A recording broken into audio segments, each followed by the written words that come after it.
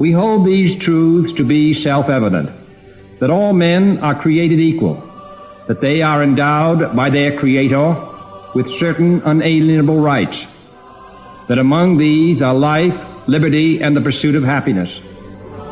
And now New Galaxy Broadcasting presents Inalienable and Free, Voice of the Coalition, a program addressing the grave challenges to human and citizen rights in America and the rest of the world.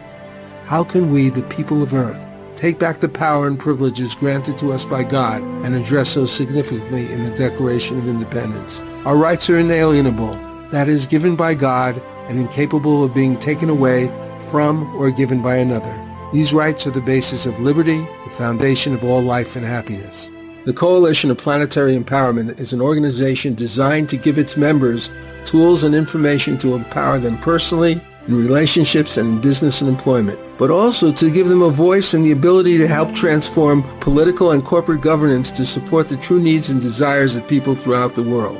Inalienable and Free focuses on the need for government and corporate business interests to be responsive to the will and desire of their constituents and consumer shareholders. My name is Johnny Bluestar. I'm host of Inalienable and Free, Voice of the Coalition, with my co-host, Hugo Rodier, MD, and together we're going to probe into events surrounding the troubled world of Syria. Last Sunday, there was an Israeli attack on Syrian missile targets again. Did you find this totally a surprise, Hugo? No, not at all. Not at all. When we hear our president, Mr. Trump, threatening strikes of some kind, he didn't specify, after the alleged gas chemical attacks. Right. So we knew something was coming, so he just decided to seek his junkyard dog, Israel, on Syria.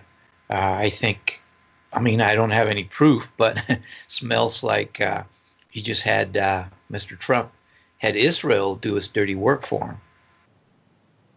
It's a very complex situation, but there have been many attacks by Israel on Syria, and these are basically on, I believe, defensive weaponry. And we'll go into more or less this kind of coordination you're speaking about.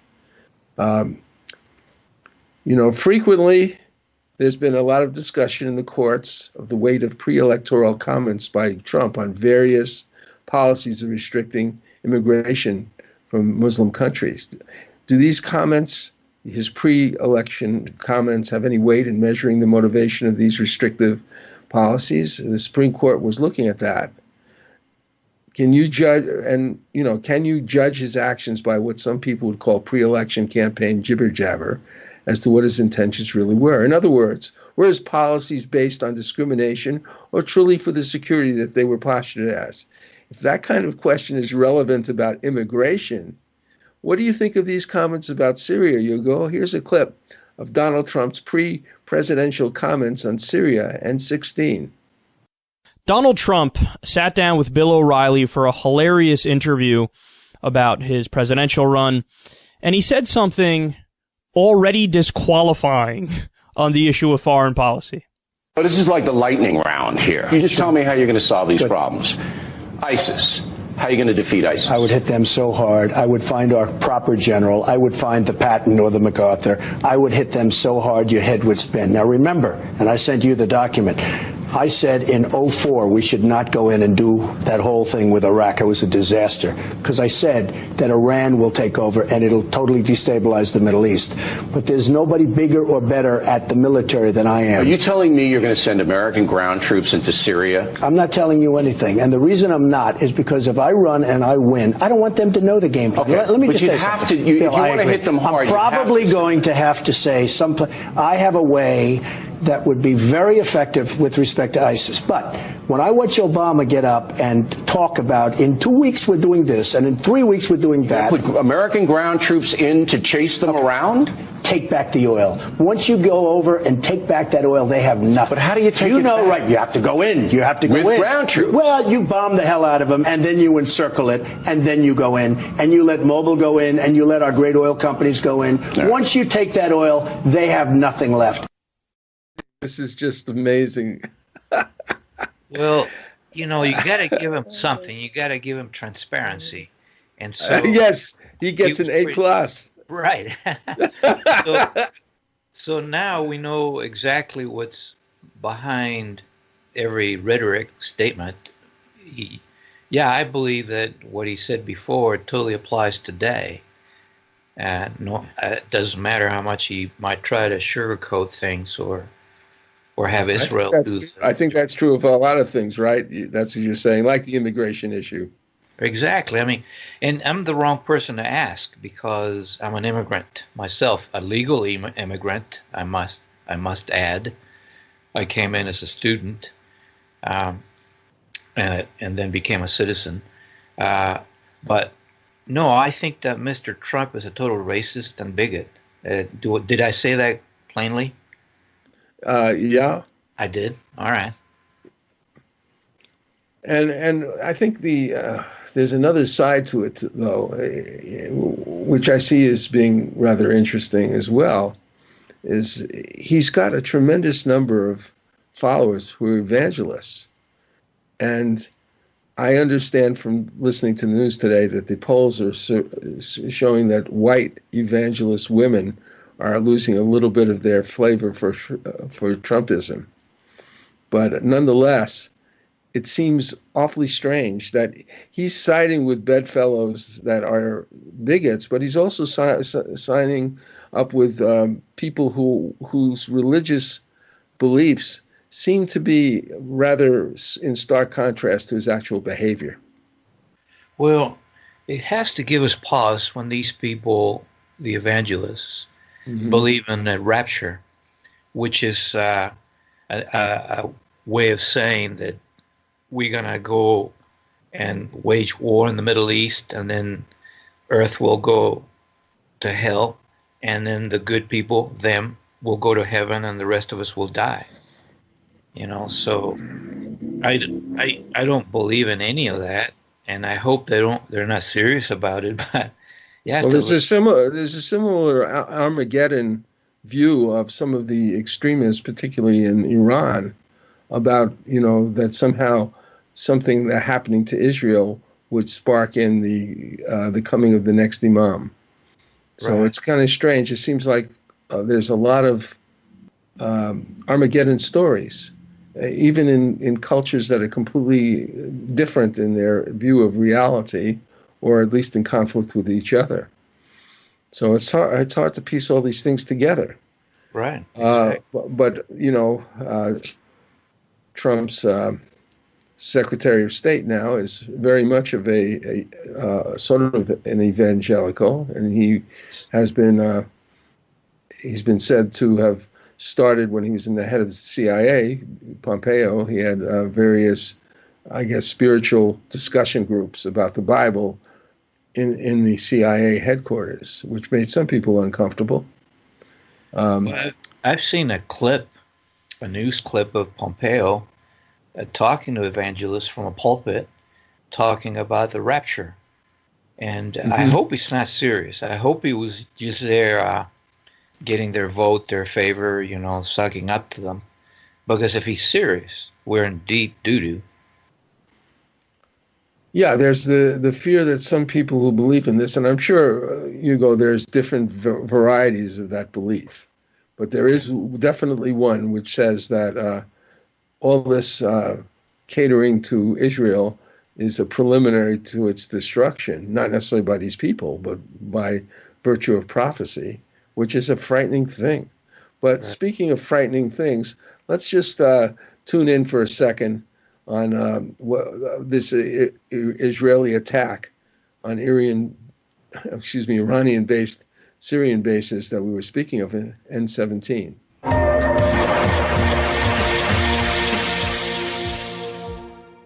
It's the Real News Network. I'm Sharmini Pires coming to you from Baltimore. The Israeli military attacked several bases in Hama and Aleppo countryside on Sunday. Israel is becoming notorious for their weekly attacks on Syria, targeting Syrian government forces that are backed by Iranian and Hezbollah forces. Israel has previously hit Iranian-backed militia outposts in Syria, mainly targeting arms convoys of the Lebanese Shia group Hezbollah. Israel regards the group, which is fighting alongside President Bashar al-Assad, as the biggest threat on its borders. Haaretz, the Israeli newspaper, reported that some 200 missiles were destroyed and 11 Iranians were killed in the process, which Iran denies at this time. In the meantime, Netanyahu has been granted war powers authority in extreme situations by the Knesset, with only the defense minister's approval. This in spite of the fact that the Joint Committee of Foreign Affairs and Defense Committee, as well as the Constitution, Law and Justice Committee, all rejected Netanyahu's request for such powers. On to discuss all of this with me is Larry Wilkerson. Colonel Wilkerson is former Chief of Staff to the Secretary of State, Colin Powell, and now a distinguished professor at the College of William and Mary. Thank you so much for joining me, Larry.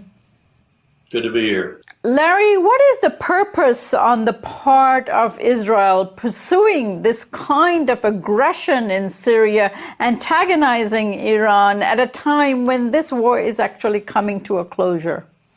Israel does not want it to come to a conclusion. Israel sees, as do the neoconservatives in this country and some others allied with them, like Richard Cheney, they see this chaos in the Middle East as conducive to their security. Not only as conducive to their security, but also as sort of allowing them to do their full greater Zionist strategy, which is to get as much territory as they can, as fast as they can, to include the water in that territory, which is becoming a rather critical issue for the entire region, but for Israel certainly. Well, we're seeing something really strange here because Israel has changed its definition of the authority that would permit them to go to war. In most democratic countries like ours, the authority to wage war is supposed to go towards the legislature, which in aggregate is more representative of the people.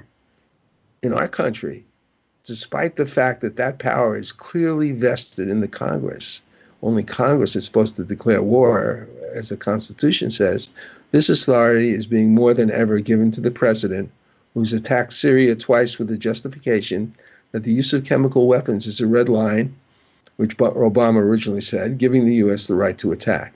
Now in Israel, although the Knesset can declare war, that's their Congress, that right is also vested in Prime Minister Netanyahu and his Secretary of Defense. So two people, besides the Knesset, could declare war under certain circumstances. You take out the restrictions in the American Constitution when it comes to declaring war, and what is happening is that when that restriction fades out, and in other so-called democratic countries like Israel, we have a real challenge because we're giving the keys to possibly even thermonuclear war to just a handful of people. What do you think, Hugo? Well, I think this is just another show of a fascist mentality that is playing in Israel and in the United States. But, this is what we see throughout history. It's nothing new. When countries become wealthy and well-to-do, they have money control a lot of their decisions, and that's a definition of fascism. When governments are in bed with corporations, and so to give all the power to a couple of people to declare war, to maintain that corporate view of life and government, that is, keep the machineries of capitalism and war making going and humming. Well, it makes perfect sense to see that only a few people are going to make the decisions, that will keep keep them on the warpath. Great clip you played there. Israel does not want peace. Neither does the United States. Yeah, Wilkerson, who was saying that, was the chief of staff of Colin Powell, and I think he felt, and I'm sure Colin Powell felt, very sorry about their collaboration, maybe not completely intentional, with the so-called intelligence that was provided that got us into the Iraqi war. Let me remind you, folks, this is a talk show. Our number is 1-888-429-5471. Please keep your questions and comments connected to the theme of this show, which is, will the fire in the sky light up the whole world? The drums of war, Syria, Israel, and Iran. Again, the number is 1-888-429-5471. Please keep your questions and comments connected to the theme of the show, as I said. Now, here's a message about how we at New Galaxy help our clients create profiles, followed by a clip of a truly poignant song by Zabe Nathan and Bonnie Blazak. That's C9 and M9.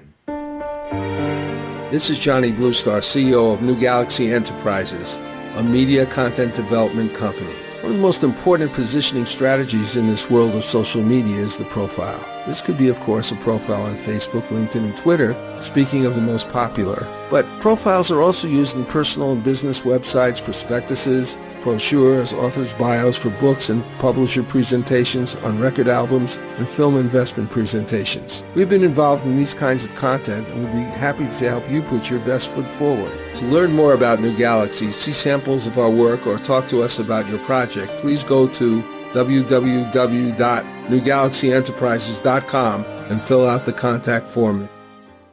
Living in the Closet tells the story of a lot of us who suddenly became aware of these harsh political challenges we are facing, by Bonnie and Zabe.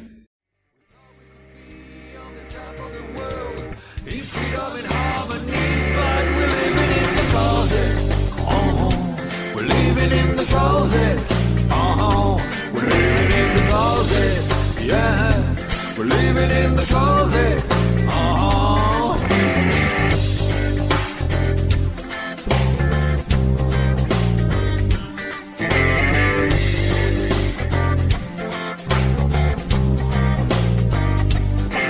There's a light surrounding me. It's time for us to finally see the dawning of a brand new day. 'Cause the old world has gone away. Down with our heads in the sound. It's time for us to take a stand. Stop living in the closet. We're living in the closet. We're living in the closet. We're living in the closet. Hugo, for me, I have to admit, even though I was proactive in many ways, politically interested, I was living in a closet. And at one point, I kind of woke up. Was there a moment like that for you, or were you always engaged? No, I bought everything I read in the papers, hook, line, and sinker, about what political landscape was like. And no, one has to dig. You know, it's hidden. The real agendas are hidden, and it was a huge disappointment. I think it began with Watergate for most of us, people our age, when we began to see, hey, wait a minute, we're not being told what's going on here. And of course, the Kennedy, then going back to the Kennedy assassination, if you start to dig as to what may have happened there, you start to put two and two together, and you begin to see that we're being lied to, and only those who bother to dig are able to see what's in not clearly. It's still fuzzy. Sure, but, of course. It's still hidden. Yeah, but we're making an effort, and we might be wrong. But, the general theme that we no longer live in a democracy, but a plutocracy, an oligarchy, is pretty true, okay? As to the details, we might not have them right, in my opinion. Well, for me, it was like, I was brought up in a sort of what you call liberal household, and all those things that you mentioned, I mean, Watergate and everything, the Kennedy assassination, all these things were definitely questions for me. But what really changed I thought these were like certain groups, certain criminal elements, you might say, sort of restricted criminal elements. But after the 9/11, I started to question things. And I started to realize that we were in deeper, dirtier water than I had thought.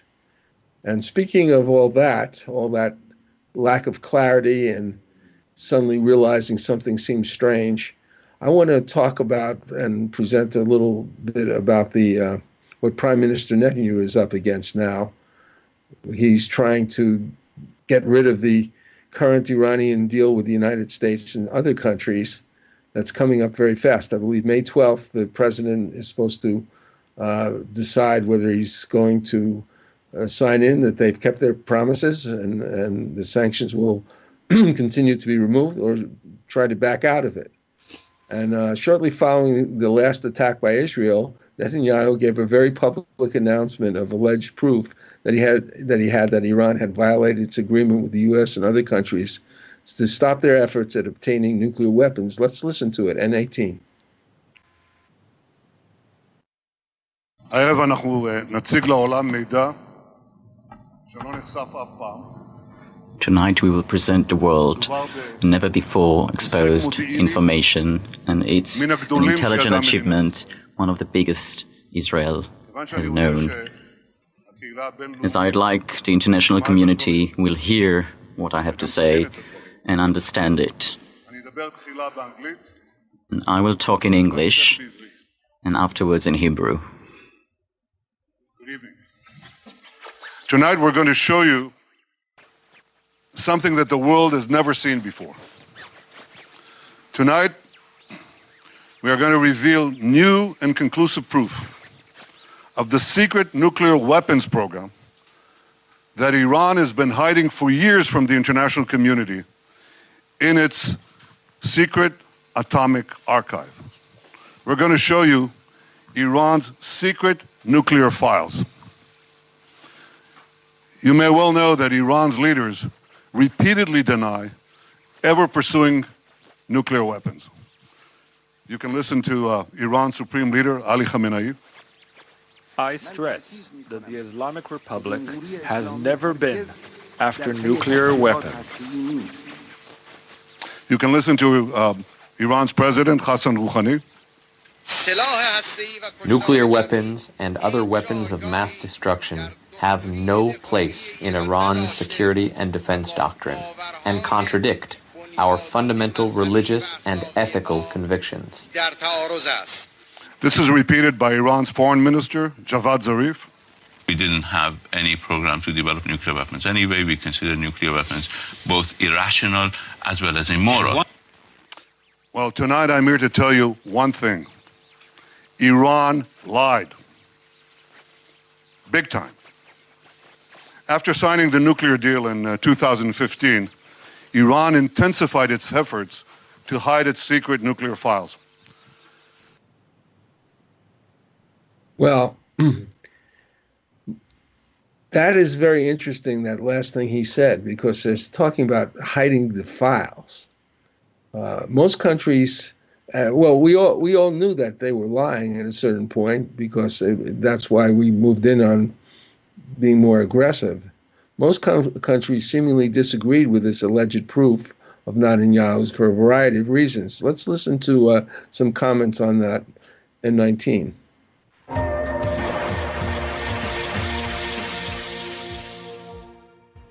He gave this speech just after Israel's military bombardment of Iran-supported Syrian military installations, reportedly killing 11 Iranians, an unknown number of Syrians, while destroying 200 ground-to-ground missiles. Netanyahu's attempt to present what he called evidence of a secret Iranian nuclear weapons program was obviously coordinated with the U.S., and Donald Trump complied accordingly. What Israel has done today with the news conference and Prime Minister Netanyahu just gave a very, I don't know if everybody's seen it, but I got to see a little bit of it. And that is just not an acceptable situation. And I've been saying that's happening. They're not sitting back idly. They're setting off missiles, which they say are for television purposes. I don't think so. So we'll see what happens. I'm not telling you what I'm doing, but a lot of people think they know.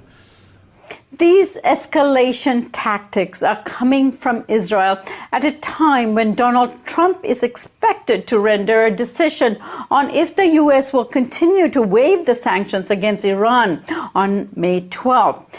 In response to the Netanyahu talk, the Nobel Peace Prize-winning International Atomic Energy Agency, known as the IAEA, the body that is in place to monitor Iran's compliance with NPT and the Joint Comprehensive Plan of Action, the JCPOA, which is the agreement that often people refer to as the Iran nuclear agreement. Now, in relation to Netanyahu's talk, the agency issued a statement saying that the agency had no credible indication of activities in Iran relevant to the development of a nuclear explosive device after 2009. And it said that it is based on the Director General's report. So, Hugo, what do you think of that? I mean, that's a very big thing. This is the big secret cachet of stuff. And then most of the countries are saying, maybe not. Trump is saying, oh, we're supporting Israel. I don't know. He's saying it so assuredly that he's going to not sign that agreement to continue the removal of the sanctions. But what do you think? Well, I'm not sure about this, okay? I don't have any proof, but I think they're all lying, all of them, Israel and Iran.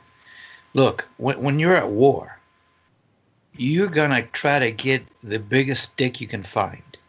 And so, of course, Iran is trying to get an atomic bomb.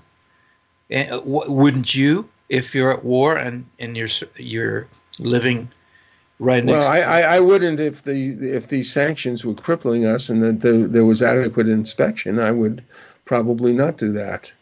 Yeah, it's like saying that Saddam Hussein would continue his weapons of mass destruction after he was restricted, and he complied. So I think it's an iffy thing. I don't think it's, I think that these restrictions on Iran's economy really was hurting them, and they were compelled to stop. We'll see. I just think that both sides are lying, so it's hard for me to believe any one of them. Both sides are definitely going to be willing to lie. They've lied in the past. They've lied, but whether they're doing it in this specific situation, I don't know. But I tend to think that Trump has been going at this since the campaign, wanting to get out of this deal. But do I hear specifics about it? No, I haven't never heard any specifics from him about why he wants to get out of the deal, except it's the worst deal that ever existed. So, well, I think everyone will end up with an atomic bomb if we don't destroy ourselves first. Well, we're definitely, it might be that North Korea won't. North Korea is going to have to give up their stuff. And I would say that if North Korea does give up, they're going to be giving up under the most well-organized surveillance by various parties, including the United States, South Korea, and probably China. So we'll see. I always hope for the best, though. I do want to say something that I am amazed at what has happened in North Korea. Don't you think that this, I think Kim has gone much further than you would have expected him to go, and faster. Well, his attitude seems to have changed. Do you think there's any reality to it? Yes. In fact, we talked about this months ago, and I told you what I thought. And I told you this was all grandstanding to equalize, to bring some equality to the table. And from day one, I felt that Kim Jong-un is not that stupid. he just wants to get to the table on equal footing. You're not going to have a discussion with anybody if you're not being respected. So he has wanted Trump to pay attention to him, the world to be a bit afraid of him, so he can come to the table. And so I felt that the whole thing from day one was just posturing, saber rattling, just so that he would feel powerful and respected enough to have a voice at the table. If you get up to a table with a giant and you're a little midget, what kind of discussion are you going to have? So, no, I'm sorry. It's not surprising to me. Now, he might be lying. He might be doing this and that. I don't care. The fact that they're at the table talking is, to me, the most salient thing. Well, I think he's done his approach under these circumstances has been most extraordinary. I mean, like the Olympic Games and all the festivities, and then reaching out for some true aspects of unification, bringing families, making arrangements that families would meet again. I mean, it seems like he went an extra distance. That's what I'm saying. I think you're right. I think you're right that he would have to go a distance if he's going to survive. Well, but on the other hand, he did there's a spirit of generosity there that I thought was surprising. I thought it was so candid for Kim to admit that maybe we shouldn't meet in North Korea because the roads are so bad. And so, I'm sorry, but I just think that we don't hear the truth. And to me, the truth was that this guy was just trying to scare people so he'd have some respect and talk face to face with an equal power, or at least in psychological terms. Yeah. Well, in certain ways, your prediction seems to have come true, right? Oh, I don't know. I just think it came true in a little bit more dramatic and bigger way. I mean, they just adjusted their clocks, so their clocks in South and North Korea are the same. Yeah. The little things like that. They're crossing over. He's crossing over into South Korea, and the guy says, "Well, I can't wait to cross over to North Korea." He says, "Oh, come on!" He crosses over, takes a step in. Anyway, we're gonna go take a break now. And I'm going to hear about a book that I've worked on about the fall, incidentally, a science fiction version of the fall. Not your ordinary book, I would say, about that subject, and something about our mission at New Galaxy Enterprises. It is the 15th century. El Tesoro de Cielo, a Spanish treasure ship, sends a scouting expedition to a strange island. Golden statues surrounding them prove the enormity of their find. Suddenly, hordes of ghoulish creatures with scaly green flesh and skeletal wings descend upon them from the sky. What do you think of this, Rufio? These creatures are fragile, Captain. We can take them with our swords. They seem supernatural. Who knows what powers they possess? Fallen angels, weakened by their treason. My God! Are you saying they're Nephilim, the devil's host? I'm saying, whatever they are, we can take them. Do any of you cowards dare join me? Up against sharp knife-like nails and hideous fangs, the men's swords rip into slimy green flesh. Though black blood pours copiously from their half-naked bodies, creatures miraculously persist. Can the crew survive this bloody, cursed battle? Find out more by Googling The Thrice Born, a new sci-fi supernatural novel by Carlos Lopez Avery and Johnny Bluestar. Google with the words Carlos Johnny Kendall, The Thrice Born. That's Carlos Johnny Kendall, The Thrice Born. My company, New Galaxy Enterprises, is a California corporation specializing in the creation of media and promotional content. We are focused on original, innovative projects that are good for humanity. These projects could be nonfiction books or novels, fictional screenplays or documentary content, websites and website content, commercial advertising content for print, audio, or video products on the internet, television, or radio, musical scores for advertising, television, or film, video, audio editing, etc. We want to promote products and projects that support the environment, encourage a healthy experience in living, developing, nurturing, and useful technology, and offering platforms for positive, socially constructive entertainment or informative, transformative media. Our experience in creating a variety of products like this is rather vast, and we offer client-based and collaborative products, as well as the opportunity of active investors to join us in the creation and promotion of proprietary products, some of which are in latter stages of development. For more information, go to www.newgalaxyenterprises.com. That's www.newgalaxyenterprises.com. If you're interested in talking to us, just fill out the contact sheet and we will get back with you. Hey, I just want everyone out there to know that this is a talk radio show now. It wasn't when we started, but it is now. And if you're interested in sharing your comments about the whole Syrian experience that we're having and the attack on Israel the attack by Israel and the possibility of some problems with that with Iran and all this other stuff, just give us a call at 1-888-429-5471. We want to hear your opinion. 1-888-429-5471.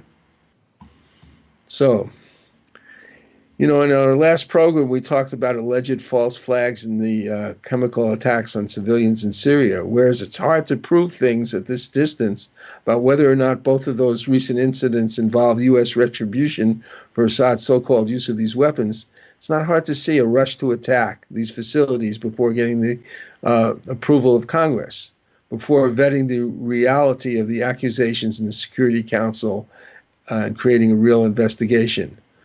Our job as citizens is apparently to believe whatever U.S. military agencies say about the infraction. So this is going back to this idea that there's everything is sort of hidden. We're given information by different agencies or by out of our country, like from Netanyahu, saying certain things. And do we really have the capacity to get the full proof that we need as citizens? And how could we do that? Hugo? Well, I think you just have to make an effort to listen to alternative media, read alternative books. It's not going to come easy. And the sad reality is that most people don't care. And the elite, the ones in power, know this. In fact, they have a lot of contempt for people in general. And they think because they're rich and powerful that they're better. And so, you can see how it all develops, and it's a historical fact throughout history. We're no different. Well, I think getting back to the actual attacks that are going on in Syria by Israel, do you think it could lead to nuclear war? Well, geez, yes, it could. The possibility is there, but I'm hoping that even these the people in control realize that that's a no-win scenario for everyone. And so hopefully self-preservation wins out, and the big boys realize that we mustn't go there. But, I question their sanity from time to time, don't you? Oh, yeah, I definitely. Well, first of all, the hatred and disdain for people so much that you would destroy gigantic numbers of people, even if you could be protected, is rather insane. It's psychotic. Yeah, and but I will say that some people believe that there is a depopulation effort by a very small group of people, and that they are somewhat protected from the problems with the nuclear war, although I really doubt it, since there is something called the nuclear winter. But I'm just amazed at their enthusiasm. Even Putin is now getting, let's get these things that now the United States won't be able to use their defensive weapons anymore, and won't be able to shoot down our missiles, so we'll have them. And so now we'll have, responding to the gigantic amount of money that Trump wants to put into the military. And he was talking originally, although he backed down, thank goodness, of expanding our nuclear arsenal tenfold, which I thought was really amazing. So maybe we're going to blow up Jupiter and Mars and Venus and throw in Neptune if we can. I mean, why not get some more weapons? Of course, we'd have to carry them out there too. So I don't know. That's another expenditure. It's just, I don't know. It's strange.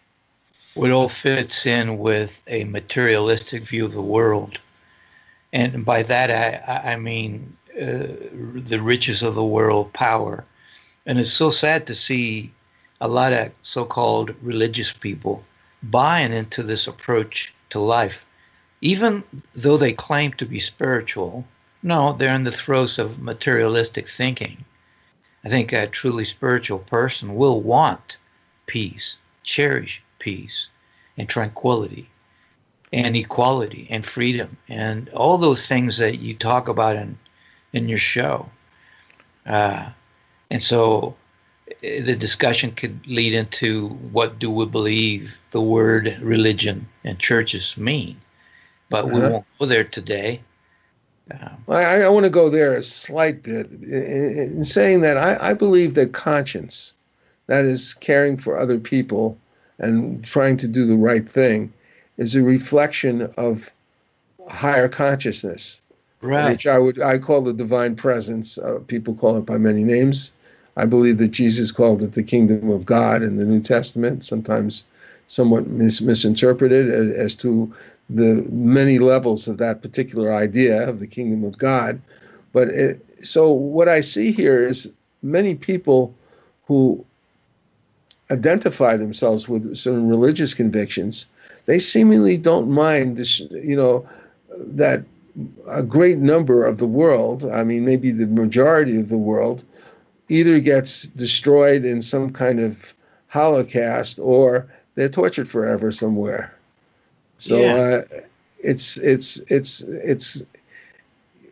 we're supposed to love our enemies. We're supposed to love our neighbors, and so we want to. We believe. I believe that God, if He wants such things, would stretch them out to handling all kinds of people, and there would be forgiveness and love involved in that situation, no matter where they were. Which is not to say they wouldn't suffer the consequences of some of the things they did, but would they suffer them in such a consequential and eternal way? So that is a question. Well, being the testosterone man that I am, I always think of sexual analogies, and this is clean. Don't have a cow. I won't. I'm trying not to. Go ahead. We often hear sex is only, and romantic love is only for mature people. In the hands of the immature and the selfish, it becomes an instrument of abuse and power and disrespect. And we see that in the media all the time. So the same analogy applies here, in my opinion. Religion, spirituality is only for mature people. People who are not mature will use religion and dogma as a sword to strike other people. And the same as sex. And so these big issues in our lives, spirituality, sex, power, can be abused by those who are not mature enough to wield them. Well, there's several kinds of elitism. One of that makes you better than everyone else or than a large number of people. One of them is wealth and power. But the other is being attached to some type of organization or belief system that's going to make you superior to everybody else. Exactly. And therefore protected from the damage of not believing in those things. And that's, I spent maybe, 5-7 years studying cults. And the main thing about a cult is that there is hidden in the cult what you call sort of a phobic trigger. So that in certain cases, like if you think a certain way or you expose yourself to certain information, you're putting your soul, your life, or your relationship to your community in danger. And so this is the problem if you're not really understanding that most religions at their core, what I call core spirituality, believed in what Jesus said. There's 2 commandments. You can boil them all down to 2. Love the neighbor as thyself and love the Lord thy God. And that's a very simple thing to do in a sense. But much of the world has forgotten that. And I don't care what you call yourself as a religious person. there are people in all these religions that do believe in that and actually act accordingly. But there are others who have taken certain belief systems and have decided that they're somehow better than other people.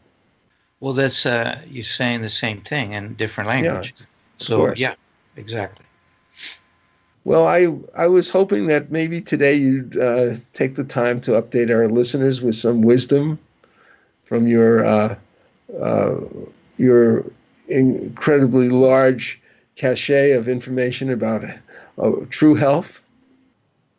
Well, sure. And, a segue here. It turns out that in health, in the healthcare system, we have the same thing, mainstream healthcare. It's all about power and control and profits. And so you have to dig. So this is why I blogged about artificial sweeteners this week, because for decades I've been fighting with the establishment doctors and nutritionists who would berate me for me saying artificial sweeteners are toxic and they lead to obesity and diabetes, paradoxically. Right. And so I tell you, I got scars to show you how I got attacked for saying those things decades ago. Now, why did I say them? Because they've been in the medical literature that long, that artificial sweeteners, which we got from pesticides and leftover nerve gas from the big wars, are toxic to the cell membrane and the liver and the whole body. But I focus on the cell membrane of every cell of the body and the liver, because that's where most of the damage is done to create metabolic problems, obesity and diabetes problems.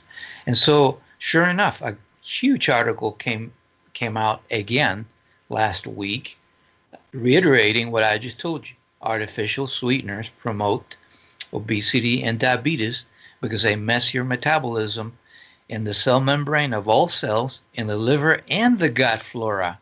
The gut flora is beat up by artificial sweeteners, as it is by any toxic artificial chemical, and that impacts the liver, where we make and process a lot of sugar. And so beware. Are you coming out against Diet Cola? Absolutely. Yes. Are you saying that Diet Cola can actually make you fat and sick? Exactly. Now, you ever seen a thin person walking around drinking Diet Coke? You ever seen that? No. Well, I'm being facetious here, but yeah, most people walking around with a big cup from 7-Eleven, what do they look like? So listen, it's all about marketing. It's all about making money, and the healthcare system, who has fought me for decades on this, should be ashamed of themselves. And, I have so vividly in my mind having these discussions with nutritionists, with PhD researchers into medicine, with MDs, and being berated because I would say things like what I'm saying now, but it's totally vindicated by science. However, it hasn't percolated down to mainstream people, has it? No, because you still see people drinking Diet Coke by the gallons. Yeah, that is, it's a strange thing. And, it seems like it's as addictive as anything, because people who drink it, I definitely think that addiction plays a huge role in our attempts to control our diet. And it's a constant struggle for me. Yeah, that's because... Go ahead. That's because of artificial sweeteners' effect on the gut flora, which the gut bacteria will send messages to the brain saying, keep feeding me this stuff. The artificial sweeteners also have an effect on the brain itself. So when you use the word addiction, you're absolutely right. It is an addiction.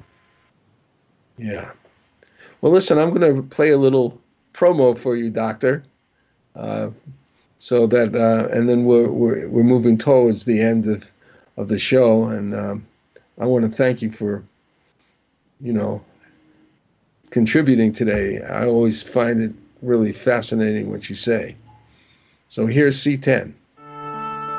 Are you confused about so much information on health issues? Do you find it hard to trust the sources of conflicting advice? Try Dr. Rodier's newsletters and blogs based on the latest information published in the best medical and nutritional journals. There is no charge for subscribing. Just log on to HugoRodier.com. That's HugoRodier.com to do so, or to download Dr. Rodier's latest publications. Any final words, Doctor? No, thank you for having me, and thank you for that promo, and I hope people take advantage of all that information.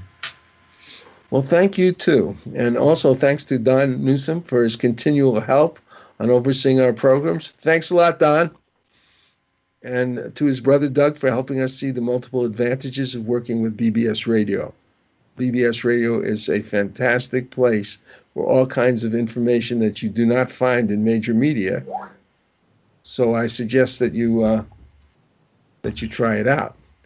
Of course, we also thank Hassan Khan for his help in all things related to New Galaxy Enterprises. Hassan has stuck with me for a long, long time as we move forward in trying to get our message out. Another person I want to thank is Lynn, the Mystic Healer, for her amazing contributions to the Coalition for Planetary Empowerment. She's like directing our membership services right now at the very beginning. And Andy Miller is another person I want to thank, who is helping the Coalition for Planetary Empowerment with their infrastructure. He's an IT person, he's a social activist, and he's somebody who really is interested in helping the world. So we're going to go out with an extraordinary version of Unchained Melody by the amazing Patricia Welch, and we're going to have a little goodbye message. And so for now, good luck and keep cosmic.